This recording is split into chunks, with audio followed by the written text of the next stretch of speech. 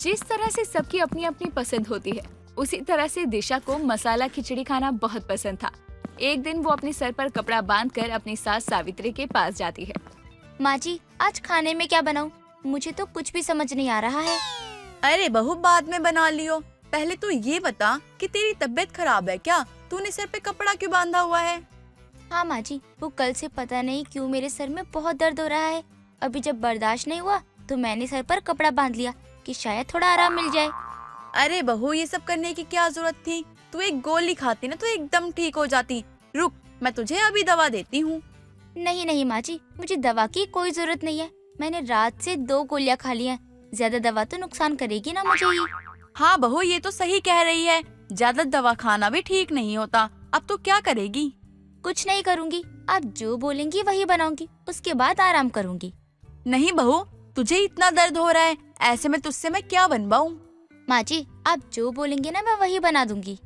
बहू, एक काम कर, तुझे जो खाना है और जो जल्दी बन जाए तो वो बना ले, क्योंकि तुझे दर्द हो रहा है ना, और ऐसे में तुझसे काम करवाना मुझे अच्छा नहीं लगेगा। ठीक है माँ जी, तो फिर मैं मसाला खिचड़ी बना देती हूँ। मसाला खिचड़ी? बहू, हम कोई बीमार नहीं है। माँ जी, वही है जो जल्दी बन जाएगा, इसलिए मैंने कहा था। बाकी आप जो कहेंगे ना मैं वही बना दूंगी।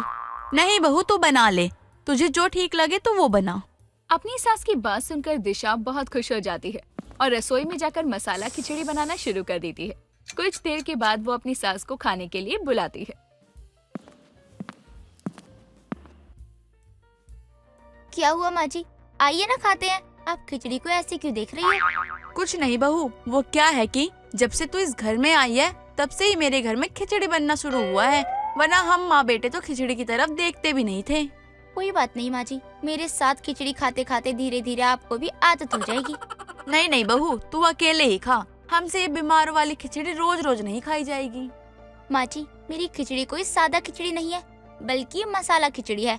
अब चलिए खाते हैं, वरना ठंडी हो जाएगी खिचड़ी। अपनी बहू का दिल रखने के लिए सावित्री जैसे तैसे करके उसके साथ बैठकर खिचड़ी खाती है।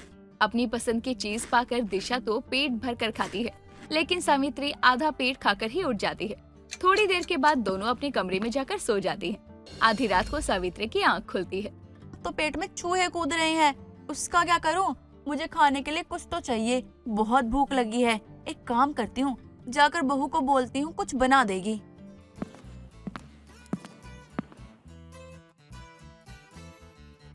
बहू, तेरा सर दर्द आराम हो गया ना?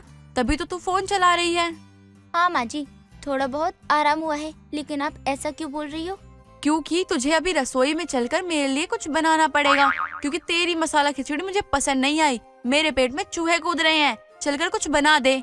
माँ जी, आधी रात को मैं जाकर आपके लिए कुछ खाने को बनाऊं? हाँ बहू, वरना मुझे नींद नहीं आएगी। माँ जी, अभी बस थोड़ा बहुत आराम हुआ है सिर दर्द में। दोबारा से रसोई में जाऊंगी ना तो सर पकड़ लूंगी, क्योंकि मैं जरा सी भी नहीं सोई हूँ। लेकिन आप कहती हो कि मैं चली जाऊं तो चली जाती हूँ। नहीं बहू, रहने दे, तू शायद सही कह रही है, कहीं दोबारा से दर्द होने ना लगे। अजीत भी नहीं है। जी माँ जी, जैसा आप कहें। सावित्री निराश होकर वहाँ से चली जाती है और खुद ही खाने के लिए कुछ बनाने लगती है। तभी दरवाजे की डोरबेल बजती है और सावित्री घबरा जाती है। इतनी रात को कौन आ गया? अजीत भी घर पर नहीं है, मुझे दरवाजा खोलना चाहिए या नहीं?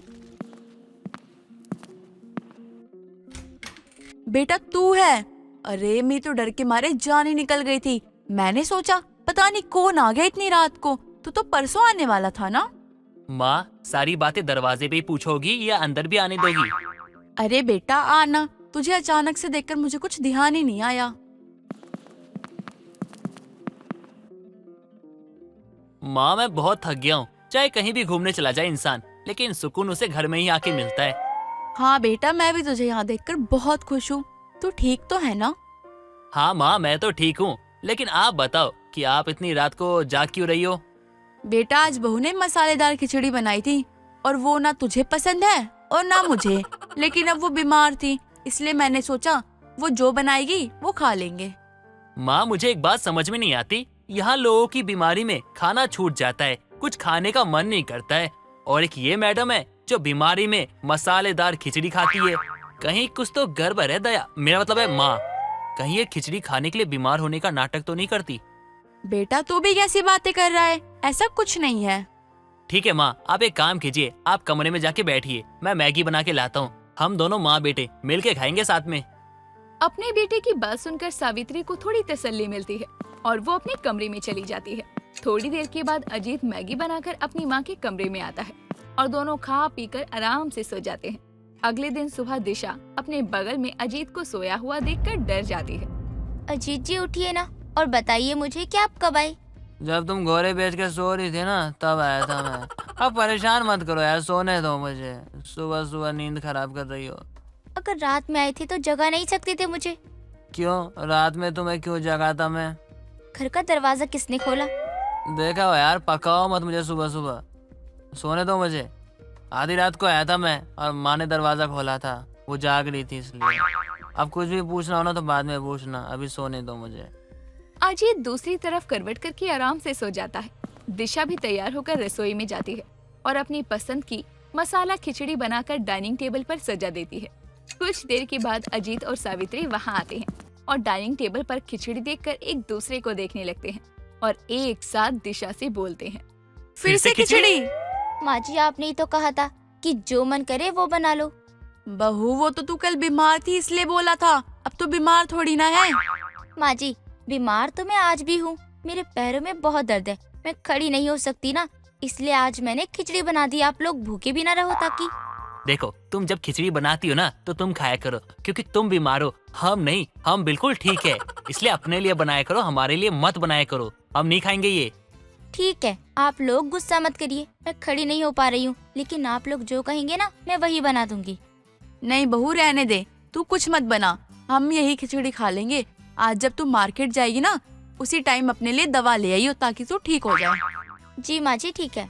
दिशा घर की लाडली बहू होने के कारण सबसे अपनी बात मनवा ही लेती थी, क्योंकि कोई भी उसे तकलीफ में नहीं देख सकता था। थोड़ी देर के बाद अजीत अपने ऑफिस के लिए चला जाता है और सावित्री पड़ोस में। शाम के समय दिशा भी मार्केट जाती है, जहाँ एक गोलगप्पे के ठेले पर खड़ी होकर वो आराम से गोलगप्पे खा रही थी। तभी अजीत बाइक से वहाँ आ जाता है। अच्छा, तो तुम्हारा खिचड़ी के अलावा कुछ और खाने का मन ही नहीं करता, लेकिन गोलगप्पे खाने का मन करता है? हाँ जी वो मैं खिचड़ी खा खा कर बोर हो गई थी ना, तो सोचा एक दो गोलगप्पे खा लेती हूँ ताकि थोड़ा सा मन साफ हो जाए। अच्छा, जिसे मसाला खिचड़ी इतनी पसंद है कि वो उसके अलावा कुछ और खाना ही नहीं चाहती है, वो खिचड़ी खा के बोर हो गई। और हमारे बारे में सोचा तुमने? जिसको खिचड़ी पसंद ही नहीं है उसका क्या? ओ, अगर माँ को पता चला ना कि उनकी बीमार बहू घर में तो खिचड़ी खाती है और सबको खिलाती भी है और मार्केट में जाके गोलगप्पे ठूसती है, तो क्या होगा? ऐसा मत कहिए, माँ जी मुझसे बहुत प्यार करती है, मैं उनकी नजर में बुरी नहीं बनना चाहती हूँ। मैं आपसे वादा करती हूँ कि आज के बाद बीमारी का कोई नाटक नहीं करूँगी और अपनी पसंद के साथ साथ माँ जी और आपकी पसंद का भी ख्याल रखूंगी। बस आप माँ जी को कुछ मत बोलना प्लीज। ठीक है, अब बैठो और चलो घर। अजीत इतना कहकर दिशा को लेकर घर चला जाता है। उस दिन के बाद से दिशा जब सच में बीमार पड़ती है तभी खिचड़ी बनाती थी और बाकी दिन सबकी पसंद का खाना बनाया करती। रेणुका अपने कमरे में एसी चलाकर सो रही होती है। तभी उसकी बहू आरती वहां आती है। उठिए माँ जी, अजय जी आपको नीचे बुला रहे हैं। हाँ बहू तू चल, मैं आती हूँ। माँ जी आपने अपने कमरे को पूरा शिमला क्यों बना रखा है? बाहर इतनी ठंडी हो रही है, लोग खिड़की खोलने को तैयार नहीं है, कहीं ठंडी हवा कमरे में ना आ जाए। और एक आप हैं कि एसी चलाकर सो रही हो। मैं क्या करूँ बहू, मुझे बिना एसी चलाए नींद ही नहीं आती है। माँ जी लोग ठंड में कमरा गर्म रखने के लिए हीटर जलाकर सोते हैं और आप हो कि एसी चला रही हो। बहू लोगों को गर्म कमरा चाहिए होता है इसीलिए वो हीटर चलाते हैं, लेकिन मुझे तो ठंडा कमरा चाहिए ना, इसीलिए मैंने एसी चला ली। माँ जी अगर ऐसी बात है ना तो आज से मैं आपके कमरे के सारे कंबल उठाकर अलमारी में रख दूंगी। लेकिन क्यों बहू, तुझे मेरे कंबलों से क्या दिक्कत है? दिक्कत ये है माँ जी कि आपके कमरे की सफाई करने में मुझे पूरा दिन लग जाता है। जब सामान कम होगा तो कमरा सेट करने में टाइम भी नहीं लगेगा। जा तू जा यहाँ से, सुबह सुबह मेरा दिमाग खराब कर रही है। हाँ जा रही हूँ माँ जी, आप कौन सा मेरी सुनने वाली हो, करना तो आपको अपनी मर्जी का ही है। आरती इतना कहकर कमरे से चली जाती है और रसोई के कामों में लग जाती है। तभी अजय उसके पास आता है। तुमने माँ को जगाया या नहीं? मुझे देर हो रही है, माँ से बात करने के बाद मुझे ऑफिस जाना है। जी हाँ जगा दिया, जब तक आप नाश्ता करोगे ना आ जाएंगी वो भी। ठीक है, तो मेरे लिए नाश्ता लेकर बाहर आ जाओ। जी बस अभी लेकर आती हूँ। ये लीजिए आप अपना नाश्ता। Thank you. अब दोबारा जाओ, माँ को देख के आओ। मैं कहीं नहीं जाने वाली हूँ, आती ही होंगी। आपको हर चीज में जल्दी रहती है। आपसे एक बात पूछूं, गुस्सा तो नहीं करोगे ना? नहीं करूँगा। बोलो, क्या पूछना है? आप माँ जी को ठंड में एसी चलाकर सोने से मना क्यों नहीं करते हो? चुपचाप बैठकर देखते रहते हो बस। तुम्हें अभी माँ का पता नहीं है। अगर मैंने उन्हें किसी भी चीज के लिए रोक दिया तो वो मेरे पीछे पड़ जाएंगी। बोलेंगी अब तुझसे मेरा आराम और खुशी नहीं देखी जा रही। तो उनसे कुछ बोलकर कौन घर की शांति भंग करेगा? हे भगवान, आज तक मैंने अपने पति जैसा कोई लड़का नहीं देखा जो अपनी माँ से इतना डरता है कि उनकी भलाई की चीजें भी उन्हें नहीं बोल सकता है। क्या हुआ? तुम क्या सोचने लगी? कुछ नहीं, आप खाइए।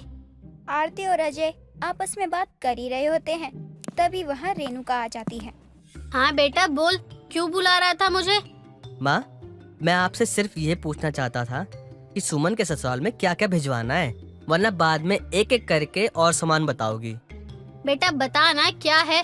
तू कहे तो मैं तेरे साथ चल लेती हूँ, उसी बहाने थोड़ा चल भी लूंगी और शॉपिंग भी हो जाएगी। माँ, अगर मेरे साथ शॉपिंग गई तो जो 1 घंटे का काम है उसमें वो पूरा दिन लगा देंगी। बता चलूं तेरे साथ या नहीं? क्या सोचने लगा तू? कुछ नहीं माँ, बस यहीं बाहर बहुत ठंड हो रही है, बेवजह आप परेशान होंगी। अजय जी, आप भी कैसी बातें कर रहे हो? मेरी सास ठंड में एसी चलाकर सोने वाली सास है, उन्हें कहाँ ठंड लगती है? क्यों माँ जी, सही बोला ना मैंने? बहू आजकल तू कुछ ज्यादा ही बोलने लगी है, अपनी जुबान पर लगाम दे। मेरा बेटा सही कह रहा है, मैं बेवजह क्यों ठंड में जाऊं? अब मेरा बेटा अकेले सब कुछ कर सकता है। जा जाकर कॉपी पेन लेकर आ, मुझे अजय को सामान की लिस्ट बनाकर देनी है। आरती अपने कमरे में जाती है और कॉपी पेन लेकर हॉल में आती है, जिसके बाद रेणुका लिस्ट बनाकर अपने बेटे को दे देती है। थोड़ी देर बाद अजय ऑफिस चला जाता है और शाम को आते समय सारा सामान लेकर आता है और आरती को देते हुए बोलता है, माँ कहाँ है? माँ जी अपने कमरे में आराम से बैठी हैं और नैना जी से बातें कर रही हैं। ठीक नहीं, एक काम करते हैं, हम भी वहाँ चलते हैं और सारा सामान चेक करते हैं। हाँ चलिए ना, वैसे भी मेरा सारा काम हो गया है। ओके, चलो चलो, माँ खुश हो जाएंगी। मैं कितनी जल्दी सारा सामान लेकर आ गया। वहीं अगर माँ को लेकर जाता तो रात के 10 बज जाते। अब बस भी करिए, माँ जी के सामने तो आपकी आवाज नहीं निकलती है और पीठ पीछे कितनी बुराई करते हो आप। तुम मुझे ताना मार रही हो? अब कुछ नहीं बोलूंगा तुमसे। अरे आप तो गुस्सा हो गए, मैं तो मजाक कर रही थी। चलिए माँ जी के पास। आरती और अजय सारा सामान लेकर रेणुका के कमरे में जाते हैं। उसके दरवाजे का गेट खोलते ही दोनों ठंड से कांपने लगते हैं और एसी बंद कर देते हैं। तभी रेणुका फोन रखकर बोलती है, तुम लोगों ने एसी क्यों बंद की? कितना मजा आ रहा था, पूरा कमरा मस्त ठंडा था।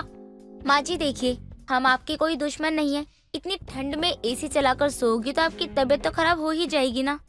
मुझे कुछ नहीं होगा। माँ जी वो तो आपकी खांसी से ही पता चल रहा है कि आपको कुछ होगा या नहीं। तुम लोग मुझे ये समझाने आए हो यहाँ पर? नहीं माँ, हम तो आपको ये सामान दिखाने आए थे।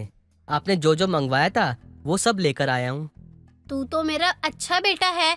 बस कल अपनी बहन को लेने के लिए स्टेशन पर चले जाइयो। क्यों माँ, आप नहीं चलेंगी? नहीं बेटा, मैं नहीं जाऊंगी, बाहर बहुत ठंड है। माँ, कमरे में ही चलाकर बैठने में आपको ठंड नहीं लग रही है और बाहर जाने को कहो तो उसमें ठंड लग रही है। मुझे तो आपका कुछ समझ ही नहीं आता। क्या बोला बेटा तूने मुझे? कुछ नहीं माँ, मैंने आपको कुछ नहीं बोला, मैं चला जाऊंगा। थोड़ी देर बाद अजय और आरती रेणुका के कमरे से बाहर आ जाते हैं और अजय आरती से बोलता है, जल्दी से एक तेज अदरक वाली चाय बना दो। माँ ने तो कुल्फी जमा दी हमारी। आज नहीं समझेंगी, लेकिन कभी ना कभी तो समझेंगी कि वो सही नहीं कर रही हैं।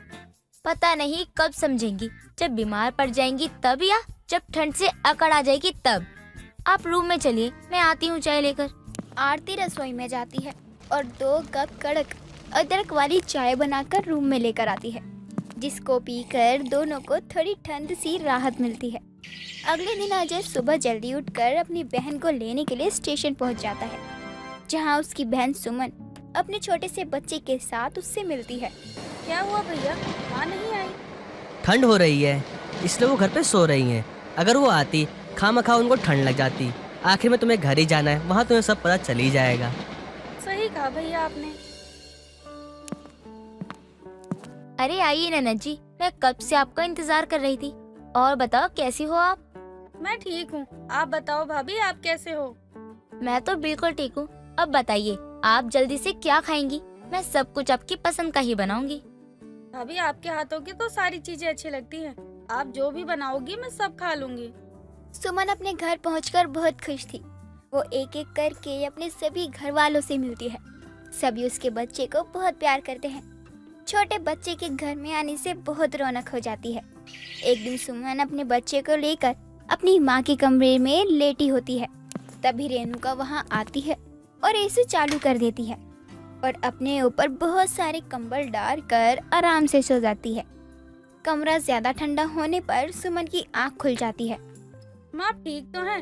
बाहर इतना ठंडा मौसम है और आप हैं कि एसी चलाकर सो रही हैं। मुन्ना को ठंड लग जाएगी और उसकी तबीयत भी खराब हो जाएगी। अरे बेटा नहीं होगा, देख मैंने ऊपर से कितने सारे कंबल डाले हैं। मुन्ना को भी कंबल के अंदर ले लूंगी। माँ मुन्ने की आदत नहीं है, वो रात में कंबल फेंक देता है। और अगर आपको एसी चलानी है तो मैं मुन्ने को लेकर यहाँ से जा रही हूँ। नहीं नहीं, तुम दोनों मेरे साथ ही लेटो, मैं एसी बंद कर दूंगी। रेणुका सुमन को दिखाने के लिए एसी बंद कर देती है, लेकिन उसके सोते ही वो एसी ऑन कर देती है और मुन्ने को कंबल से ढक देती है। लेकिन देर रात कंबल हट जाता है और मुन्ना पूरी रात ठंड में पड़ा रहता है, जिससे सुबह उसकी बहुत तबीयत खराब हो जाती है और उसका पूरा शरीर ठंडा पड़ जाता है। जिस पर सुमन बोलती है, माँ अगर मेरे बेटे को कुछ हुआ ना तो मैं आपको कभी माफ नहीं करूँगी। मैंने कहा था आपसे कि आप एसी मत चलाना, लेकिन आपने मेरी नहीं सुनी। ऐसा भी क्या एसी का शौक कि उसकी आदत के चलते किसी की जान पे बनाए। मुन्ने का हाल तो बुरा हुआ ही है ननद जी। इनकी खांसी भी कभी बंद नहीं होती है। माँ जी एसी चलाकर सोना कभी छोड़ती ही नहीं है। अपनी एक गलत आदत के चलते सबको परेशान देखकर, साथ ही मुन्ने की बिगड़ी हालत को देखकर रेणुका को अपनी गलती का बहुत पछतावा होता है और उस दिन के बाद से रेणुका एसी में सोना छोड़ देती है। नैना एक बहुत ही सीधी और शांत स्वभाव की लड़की थी, जो किसी को ना पलटकर जवाब देती और ना ही किसी बात का बुरा मानती। एक दिन नैना अपनी ननद रश्मि के कमरे की सफाई कर रही थी। तभी रश्मि बाहर से आती है और अपनी भाभी को कमरे में देखकर अपनी माँ माला को बुलाती है। माँ ये देखो, मैंने आपसे पहले ही कहा था कि भाभी मेरे कमरे में जाने के बाद आती है और तभी मेरे कमरे में मेरा सामान भी गायब होता है। आज तो मैंने भाभी को रंगे हाथ ही पकड़ लिया है। ये आप क्या कह रही हो ननद जी?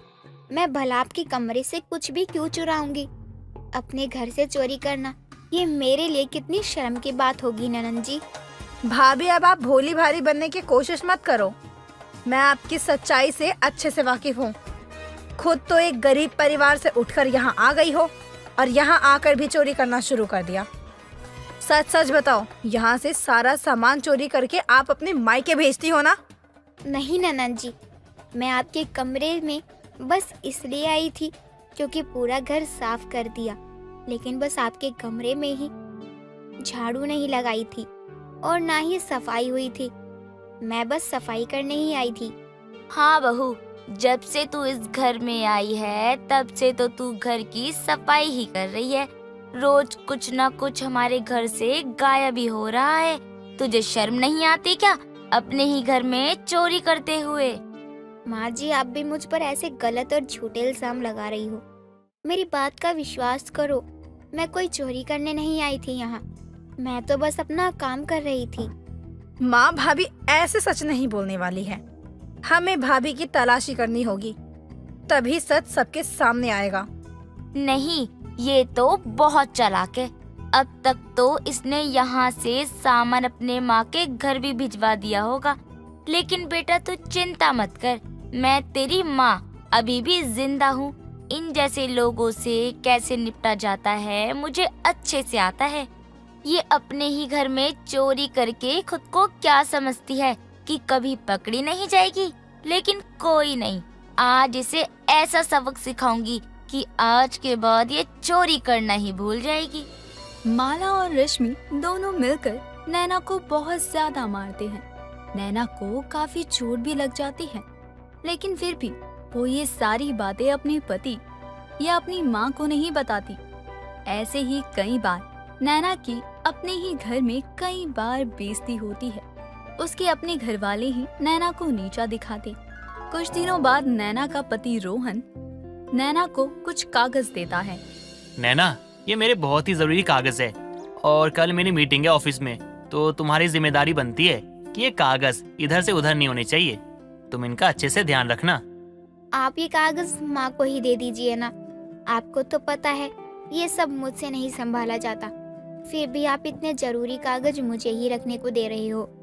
अरे यार नैना, कल सुबह मुझे ऑफिस जल्दी जाना है और अब माँ को सुबह सुबह उठाना अच्छा नहीं लगेगा ना, और बस इसलिए ये पेपर्स ना मैं तुम्हें दे रहा हूँ संभालने के लिए।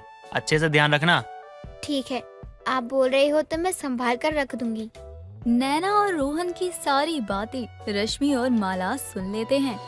माँ, आपने सुना ना अभी भैया ने इस लड़की से क्या कहा? हाँ मैंने सुना, लेकिन इसमें हमारा क्या फायदा? बल्कि ये सुनकर तो मुझे और भी ज्यादा गुस्सा आ रहा है कि ये लड़की अब मेरे बेटे को पूरे अपने वश में करना चाहती है। देख रही है कैसे मेरे ही बेटे ने अपने जरूरी कागज मुझे देने से ज्यादा जरूरी इस लड़की को देना सही समझा। हाँ माँ, मैंने सब देखा और सच कहूँ तो ये अच्छा हुआ। अब देखना मैं क्या करती हूँ। रश्मि इतना कहकर अगले ही दिन अपनी माँ के साथ मिलकर सुबह सुबह अलमारी से रोहन के जरूरी कागजात निकाल कर छुपा देती है। जब रोहन वो जरूरी कागजात नैना से मांगता है और नैना को वो नहीं मिलते तो रोहन को बहुत ज्यादा गुस्सा आता है। यार नैना, मैंने तुम्हें एक काम दिया था कि ये कागज को आराम से रखना संभाल के, लेकिन तुमसे वो तक नहीं हुआ। तुम खुद अनपढ़ हो, इसलिए तुम्हें इतने जरूरी कागज के बारे में कुछ नहीं पता है। मैं सच कह रही हूँ रोहन, वो कागज मैंने संभाल कर अलमारी में ही रखे थे, लेकिन अलमारी से कहाँ चले गए ये तो मुझे भी समझ नहीं आ रहा। लेकिन मैंने ये जानबूझकर नहीं किया है। कितना झूठ बोल रही है ना भाभी आप। और नहीं तो क्या, साफ साफ झूठ ही है।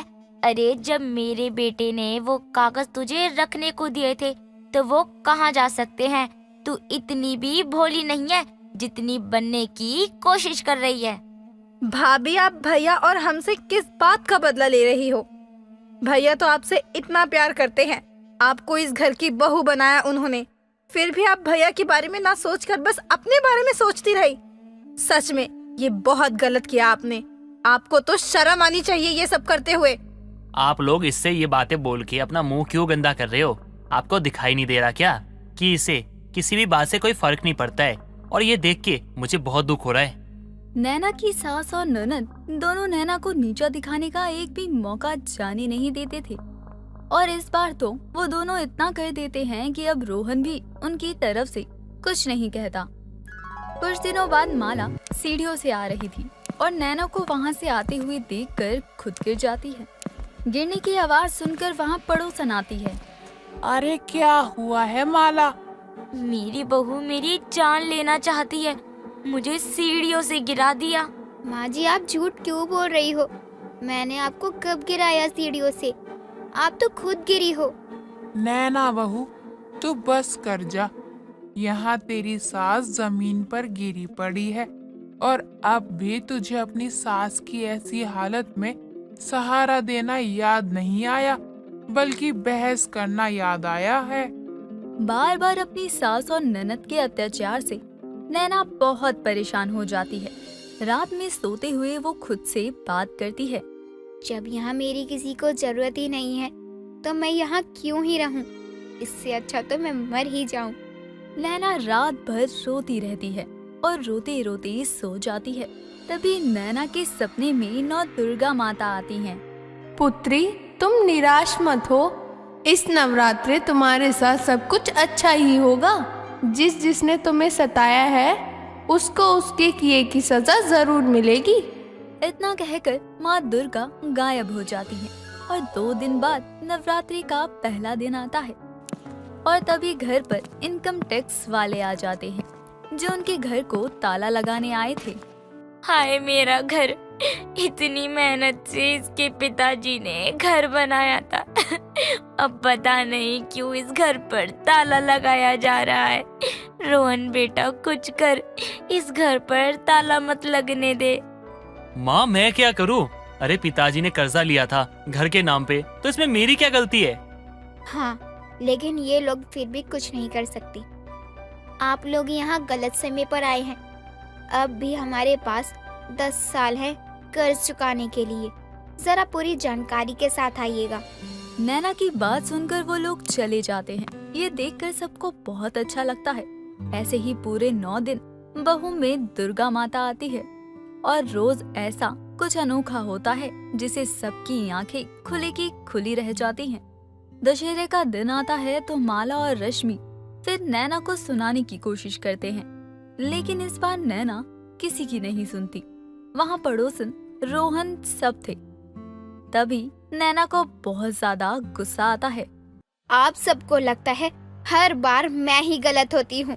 नहीं, ऐसा कुछ नहीं है। ये जो मेरी सास और ननंद है, हर बार वो मुझे नीचा दिखाती रहती है, मेरा अपमान करती रहती हैं। नैना ये सब तुम क्या बोले जा रही हो? और अचानक से तुम्हें क्या हो गया? मैंने अब तक कुछ नहीं बोला तो सबने मेरी खामोशी का फायदा उठाया। रोहन, उस दिन जब तुम्हारी फाइल नहीं मिल रही थी तो वो फाइल मैंने नहीं बल्कि इन दोनों ने गायब की थी। और उस दिन जब माजी सीढ़ियों से गिरी थी तो भी मैंने नहीं गिराया था, बल्कि वो जानबूझकर गिरी थी ताकि लोग मुझे ही सुनाएं। माँ, रश्मि, आप दोनों मेरी पत्नी के साथ ये सब कर रहे थे? और अब तक जिसने भी मेरे साथ गलत करना था वो कर लिया है, लेकिन अब मैं और नहीं सहूंगी, क्योंकि जिस तरह से 9 रूप माता रानी के होते हैं वैसे ही बहू में दुर्गा माँ दोबारा आ सकती है। बहू में आई दुर्गा माँ को देखकर वहाँ सब हैरान रह जाते हैं और फिर सब ठीक हो जाता है।